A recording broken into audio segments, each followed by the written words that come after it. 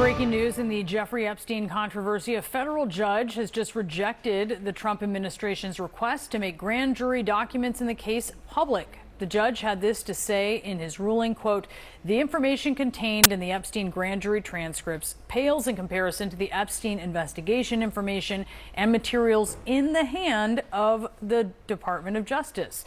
We have CNN legal analyst Elliot Williams with us now. Quite a response from the judge there, Elliot. It is quite a response, and he even uses the language I thought you were going to quote, Brianna, is where he says that the Justice Department has a substantial investigative trove in their possession that could be released to the public if the Justice Department so chose.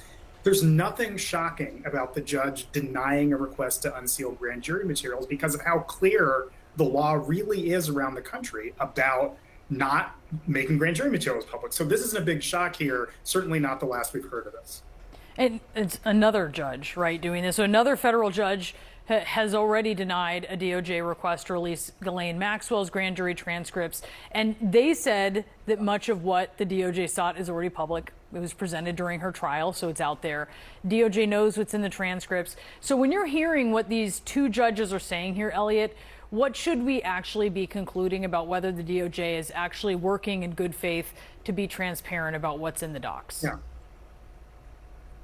I think the good faith question is a very important one.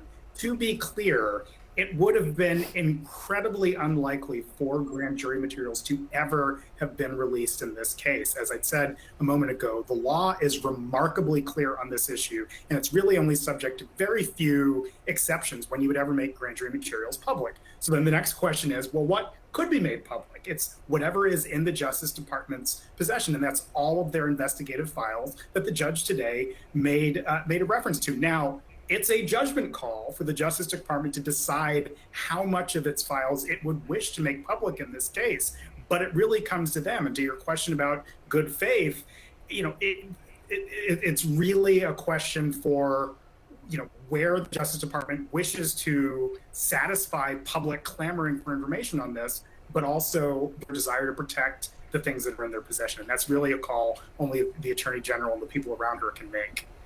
Elliot, the judge denying the Epstein grand jury transcript said that another compelling reason to keep the record sealed are possible threats to victim safety and privacy. We have to remember that there are victims at the heart of this who were children when this happened, right? And so I want to ask you about something that we are hearing amid this political brawling that's going on here in Washington over this. I was speaking last night with a member of the House Oversight Committee, a Democrat, Jasmine Crockett, who says that the entire committee should get completely unredacted files from DOJ, which would include victims' names. It would include child sexual abuse material. I asked her about that, and I challenged her because, as you are well aware, Congress isn't exactly known for discretion when it comes to there being political points available to be scored. But she said they can handle this responsibility, and if anyone did do anything wrong with it, they should basically be punished. But she doesn't trust the DOJ to be the arbiters of what gets through to them. What do you think about that? How do you balance these things? Yeah. It's a tough balance, and that's why everyone thought you were crazy yesterday when you were overheard on a hot mic telling the president of France that Vladimir Putin would make a deal for you, just to do you a favor. I think he wants to make a deal. I think he wants to make a deal for me. You understand that, as crazy as it sounds? 4, 3. Yeah, it sounds crazy. The European intervention stopped Donald Trump from doing anything crazy with Vladimir Putin, but nothing can stop Donald Trump from saying ignorant things Donald Trump knows nothing about. Something Donald Trump does know about is how many times his name appears in the Epstein files. His attorney general and deputy attorney general, who used to be his criminal defense lawyers, rushed to the Oval Office after they put thousands of FBI agents to work studying the Epstein files to tell Donald Trump exactly how many times his name appears in the Epstein files and in what way his name appears in the Epstein files. The House Oversight Committee has subpoenaed the Epstein files from the Justice Department, demanding that the files be delivered tomorrow. The Justice Department has offered a compromise of beginning to deliver the Epstein files on Friday of this week, 2 days late, and only beginning to deliver them.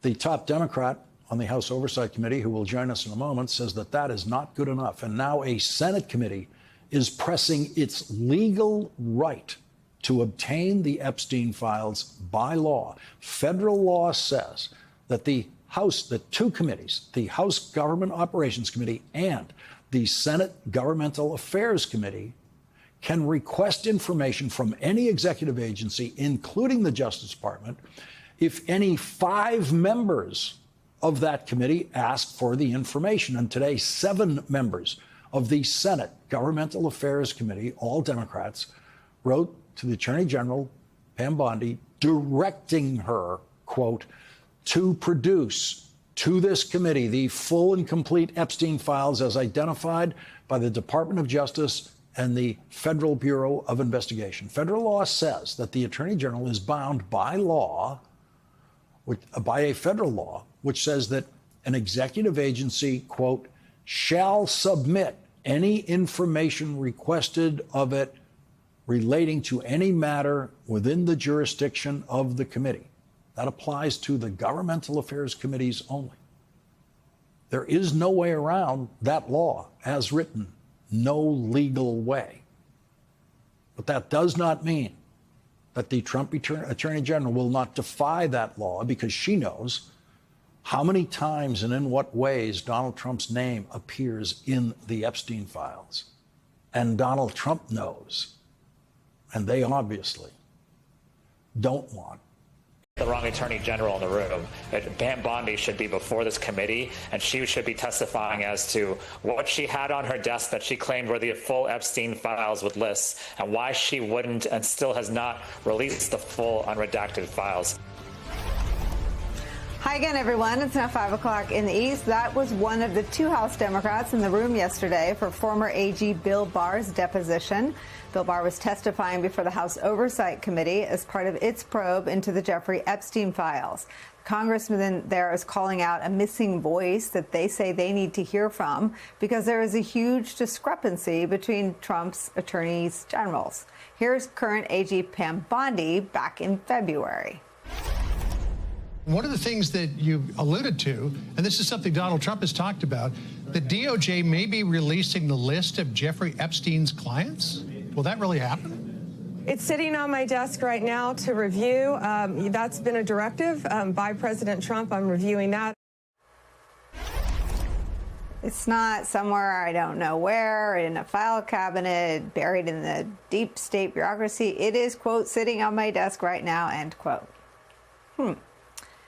The committee then heard from Bill Barr yesterday, since he was Donald Trump's Attorney General at the time of Jeffrey Epstein's death in 2019. And here's what the Oversight Chairman said about what Barr told them behind closed doors. Attorney General Barr testified in there was that he never had conversations with President Trump pertaining to a client list. He didn't know anything about a client list. He said that he had never seen anything that would implicate President Trump in any of this, and that he believed if there had been anything pertaining to President Trump with respect to the Epstein list, that he felt like the Biden administration would have probably leaked it out. Can't be both. Which is it? Are there no files and no client list? Or were they, quote, sitting on Pam Bondi's desk a few months ago? House Oversight Ranking Member Robert Garcia had a different take on what he heard from Bill Barr in his appearance in front of the committee, saying in a statement, quote, Attorney General Barr could not clear President Trump of wrongdoing. Chairman Comer should release the full unedited transcript of his interview for the public, end quote. Garcia also called for cooperation by the Trump administration to release all the files. Quote, releasing the Epstein files in batches just continues this White House cover-up. The American people will not accept anything short of the full, unredacted Epstein files. Today was the deadline for DOJ to hand over the files in compliance with the subpoena from the committee, the same group of subpoenas that brought Bill Barr before the committee to testify. But the Justice Department said they will begin the process on Friday.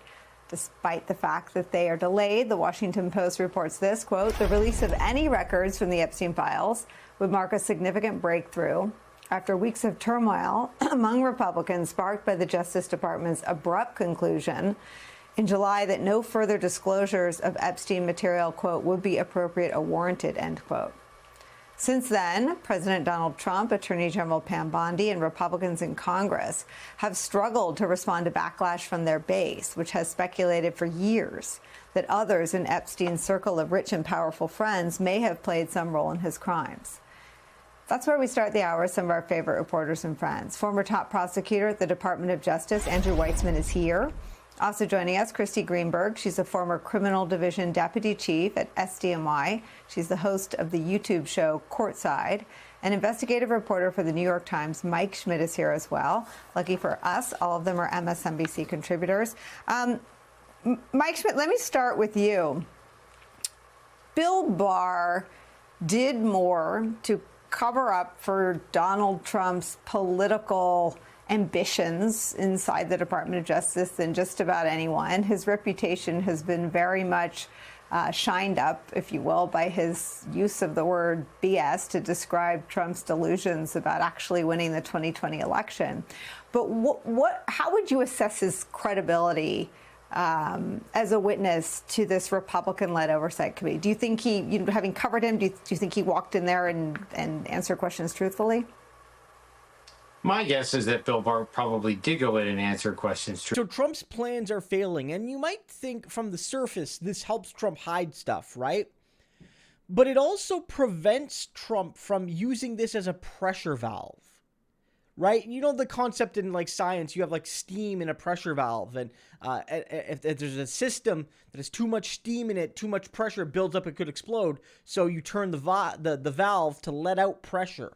And in politics, that's often used when it's like, well, there's people, the working class is demanding more and more and more, and so the capitalist class throws them a bone. They don't actually give them full equality. They don't give them actual economic democracy, but they increase the minimum wage by $1 or $2. And that calms some people down, releases pressure from the valve. And the same thing's happening here. Trump wants to release pressure, because the people want actual truth, and he doesn't want to give the actual truth, because the actual truth is he's in the friggin' files. Doing what? We don't know. He might just be a bystander in the files, but I guarantee you he's in there, probably strewn all over those files. Hung out with Epstein here, went to the same event here. Maybe they were members at the same organization here. Somebody who maybe we find out did do something with Epstein was also friends with Trump. He flew on the same plane Epstein did, where Epstein did the stuff, maybe not when Trump was on the plane, but on the exact same plane.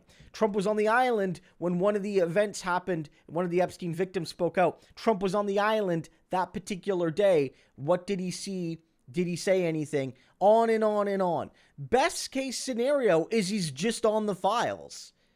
Worst case scenario is he's in the files. And you know what I mean, the distinction, right? And so this prevents them from giving a selective list, and it doesn't allow them to release pressure. That's the blow here. If Trump could selectively sprinkle what he wants from the lists, from the documents, from the cases, he could craft a narrative that gets his ass out of this. But if he can't do that, the pressure is going to build until the truth bursts.